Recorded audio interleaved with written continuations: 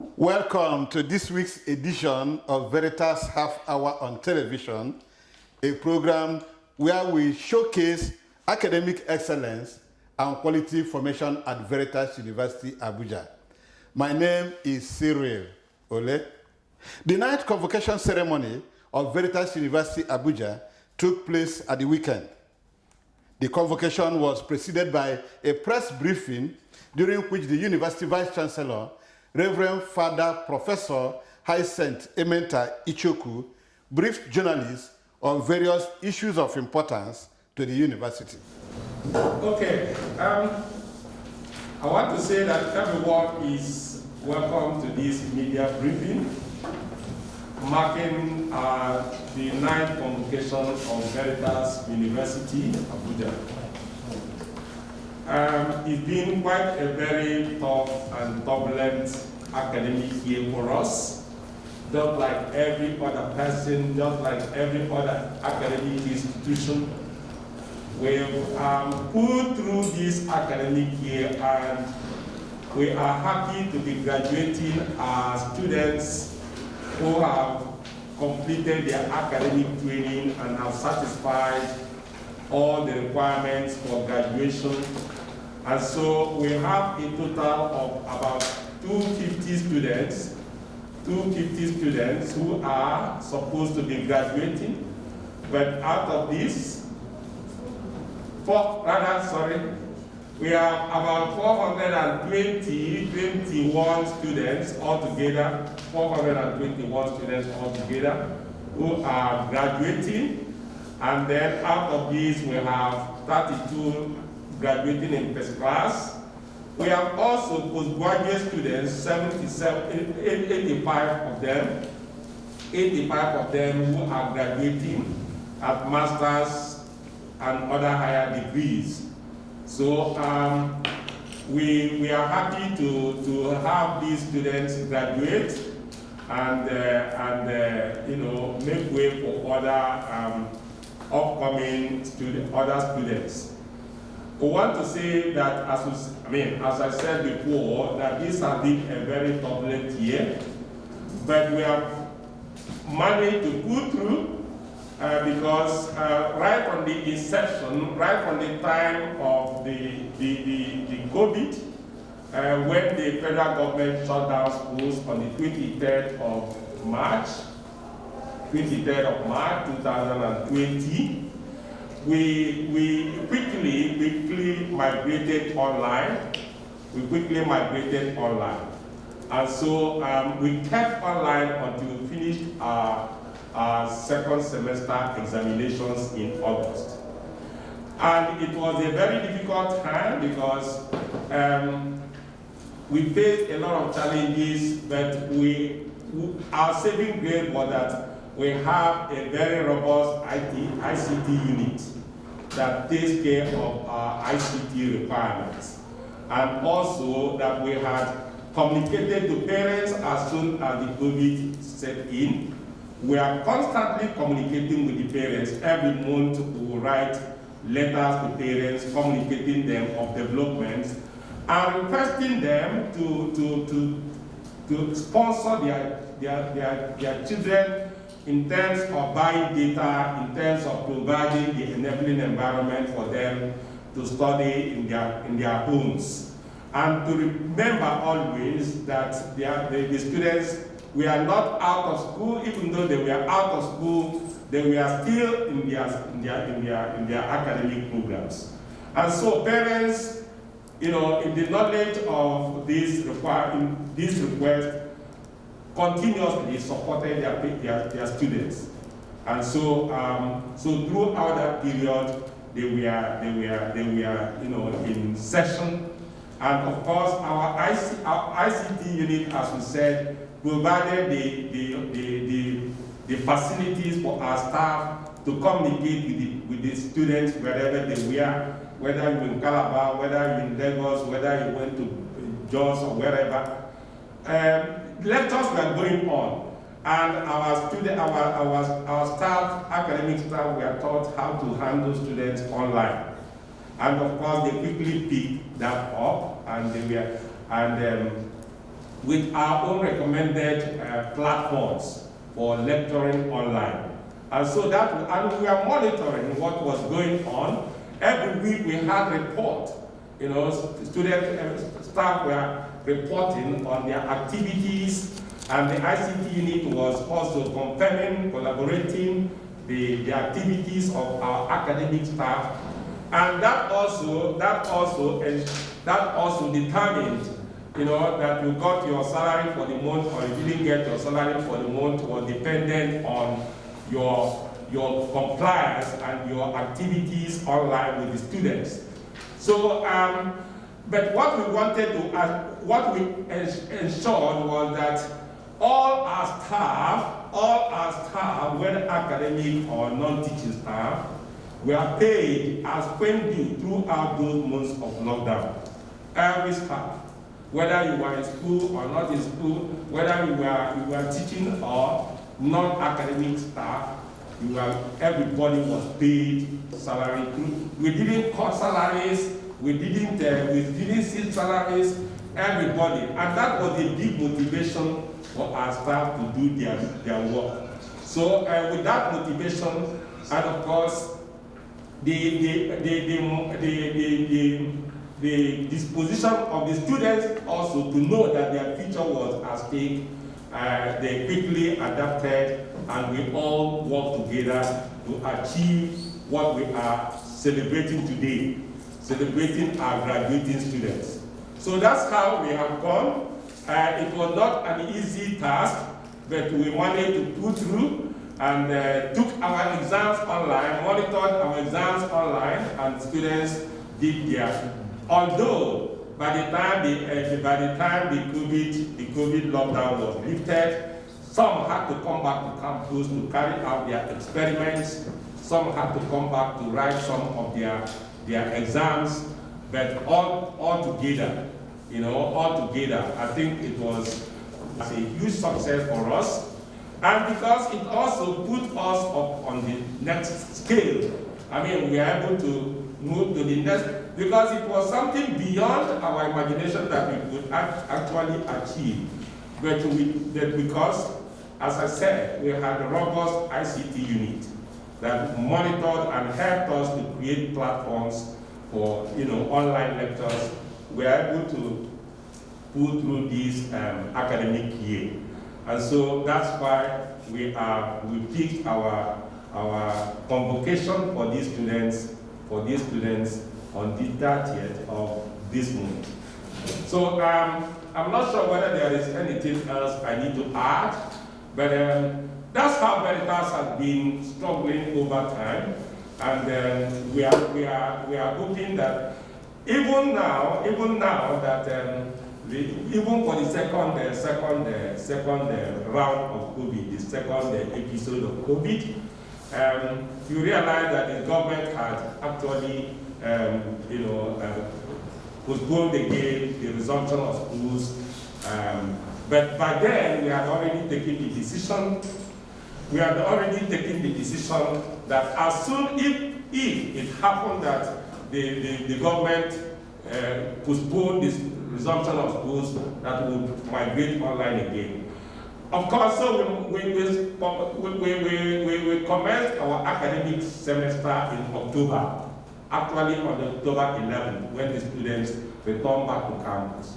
But on the second wave of the COVID, and with government postponement of resumption of schools, through a letter we received on the 23rd of December, we quickly took the decision that students might migrate online again.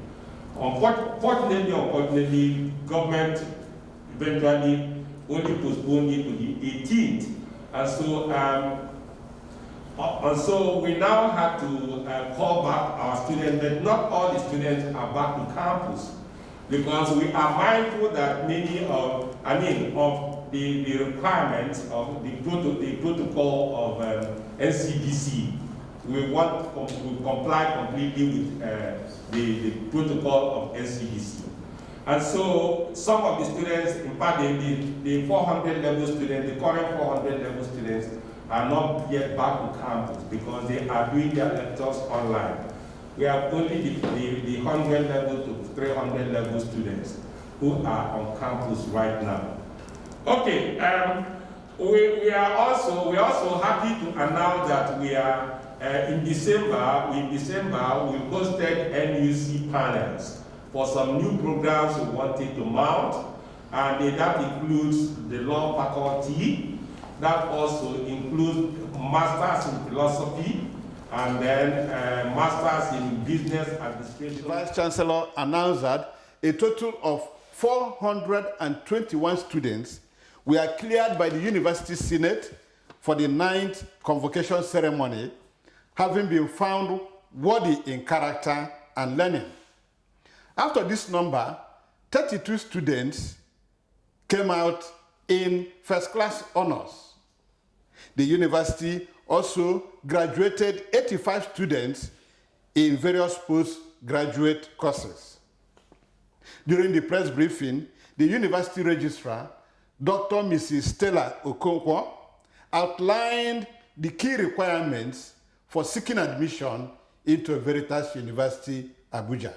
And it's still ongoing, just like we heard from the Vice Chancellor. And we'll continue until we do our matriculation in February. The date is yet to be fixed by Senate. The basic requirements we need for admission to university is a JAMB score of 170, a minimum JAMB score of 170, and of course, a good O-level result. O-level result means that the candidate will have English language, mathematics, and the other subjects, at least 3 other subjects in accordance with the particular program he or she is coming to read. So these are just the minimum requirements for admission into VERITAS University. Thank you very much. Professor Gabriel Egbe, Dean of Postgraduate Studies, also explained that postgraduate studies are ongoing at VERITAS University, Abuja, both physically and virtually, because the university wants to reduce the physical population of students on campus in adherence to the COVID-19 protocols. Let's listen to Professor Ewe. He doesn't speak and he hardly hears. Yes. It's amazing. And he gives us that defense virtual, and it's one of the students that we are very proud of. And with that technology, that child, that student has succeeded. But he is good on Saturday. He doesn't do sign language. And it's amazing the way he learns. So he is one of those kind of candidates. So when the VC talks about flexibility, what he's really saying is that our PG school is run both on-site and online. As I speak now, we have a candidate in Sierra Leone who was with us in CBN, who is now transferred to Sierra Leone. And we are achieving from there. And when he's ready for the exam, we'll examine him here and online. So, like he said, we allow the students and lecturers to agree on what is workable, what time is appropriate for lectures, whether it is on-site or online. And we think that because of the current reality, we want to allow students that level of flexibility so that they can study at their comfort without compromising standards. Okay? So that's where we are, and we want to encourage as many people as possible to come to VERITAS and have the PG experience that is flexible, stable, reliable, and customized to meet the needs of the students. The chairman of ceremonials committee of the university, Reverend Father Dr. Basil Eckert, outlined the strategies adopted by the university for this convocation ceremony in order to ensure that COVID-19 protocols are strictly observed and that neither the students, nor the staff, nor parents are put in any harm's way. A combination of both. Some people, especially the students who turn up, will be accommodated in the hall with the functionaries. All others will have an opportunity of viewing the convocation ceremonies. But we have arranged 2 venues with us, and the children are a little away from the actual venue of the convocation. So, as for putting in place measures to comply with the protocol, we have taken effective care of that. Because just last Tuesday we had The convocation ceremony started with a holy mass at the Elegant University's chapel with the president of the Catholic Bishops' Conference of Nigeria, Bishop Augustine Akubeze, as the chief celebrant. In his homily, Bishop Akubeze emphasized the need for the graduates to combine faith and reasoning as two important ingredients to conquer challenges as they go out to face the world.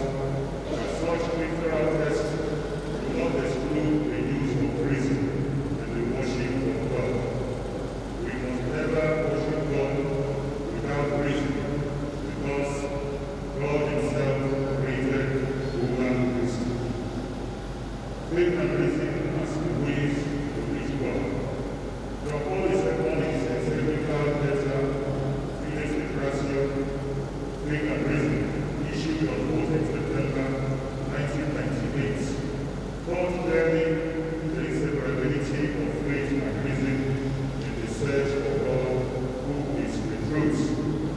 In this magisterial document, he wrote, and I quote, "Faith and reason are two wings on which the human spirit rises to the contemplation of truth. And God has placed in the human heart, a desire to know the truth, in a word, to know himself, so that by knowing and loving God, men and women can also come to the fullness of truth about themselves." My dear friends, we must never live with challenges in life with faith alone. Those who do so are like persons who, when they are sick, drink clean water, spend all day before the Blessed Sacrament, pray all the novenas available, and they will not go to see the doctor. For them, going to see a doctor is like not having faith in God, whose power is beyond our sickness. For these people, they will argue that they have covered themselves with the blood of Jesus, and no coronavirus can ever touch them, and they are not lost. They do not see the need to follow established protocols of prevention and spread of the virus. Other bishops at the convocation mass included the Chancellor of the University, Archbishop Ignatius Kayagama. Archbishop Kayagama is also the Archbishop of Abuja Archdiocese. There was also the Pro-Chancellor of the University, Bishop Godfrey Igwebike Ona, who is also the Bishop of Nsukka Diocese in Enugu State. Emeritus Archbishop of Abuja, His Eminence, Cardinal John Olorunfemi Onayekon, was also in attendance. Being an academic event, a pre-convocation lecture was delivered by Professor Suleiman Elias Bogoro, who is the Executive Secretary, Tertiary Education Fund. His lecture was titled "Forging Partnerships in the Triple Elite Model and the Drive for the Institutionalization of Research and Development for the Sustainability of Nigeria's Knowledge Economy." Professor Bogoro called on the graduating students to participate effectively in developing Nigeria's knowledge economy. Congratulate the graduating students on this feat, achieve and also use this opportunity to invite them to join hands in developing the Nigerian knowledge economy. The obvious reality is that nations across the world are closing borders due to COVID-19 pandemic with underlying economic reasons. We must fix Nigeria by adding value to our natural resources for global competitiveness and sustainable knowledge economy. Going forward, it is inescapable for Nigeria the expected emergence of National R&D Foundation, which I spoke about earlier, which will represent Nigeria's informed strategy for competitiveness in the global knowledge economy in the 21st century. In doing so, the NRDF, as I call it, National R&D Foundation, sufficiently reflects the triple helix model and especially the crave for academic-industry partnership that is the nerve center of the upcoming NRDF. With NRDF in place, the role of the university as the research leaders and indeed leaders of creativity and innovations would have been assured. This is where I have found a good positioning and major roles for VERITAS University and other universities in Nigeria toward attaining competitiveness in the knowledge economy of the 21st century by fourth industrial revolution. And if I will exit, let me say this. Remember that historically, the universities are the think tanks of societies, nations, and economies. For too long, we in the universities have failed to take our rightful places. But I'm happy to say this, that Mr. President has said, in the next generation and for the future of Nigeria, that it is quality education driven by science, technology, and innovation that will make the difference. We have got that message, and Mr. President has been approving increase in our NRF grants from TED Fund. We are determined to make a difference, and that is why we have gone out to partner with the private sector and private universities. 2 years ago, TED Fund decided to invite private universities. For the last 2 years, private universities have won TED Fund research grants. That is how it should be. We have crossed a Rubicon of just going by the books. We have made an initiative, and we are determined to invite and support meaningful problem-solving research. Unless we do so, the universities are irrelevant. We want to hear from the researchers in the universities what is required to ensure that there is no more end-SARS protest, that poverty comes down, that there is opportunity in Nigeria, inequality is lessened, and we will, as we go forward with proper leadership by all of us, have a better Nigeria of our dream. God bless us. Thank you. Watch out next week as we bring you our next episode on the convocation ceremony. We thank you for investing your time with us. Thank you for watching. My name is Cyril Ole. See you next week.